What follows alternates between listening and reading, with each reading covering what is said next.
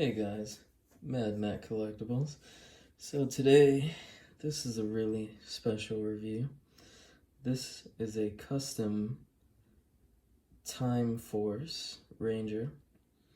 This would be Eric, the Quantum Ranger. You can see the regular box, the Time Force Red Ranger box.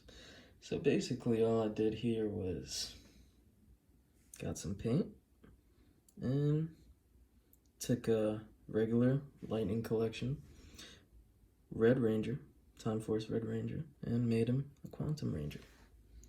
You can see the paint there. Looks pretty cool actually. See the chest difference. See the squiggly lines in the helmet. You know, Quantum Ranger. So, for comparison, here's Wes, or the Time Force Red Ranger. So you can see the differences. You see what we did here with the chest, creating the zigzags. Also the zigzags here on the helmet. And yeah, it's actually pretty easy to make. Just get some black paint, white paint, and red paint.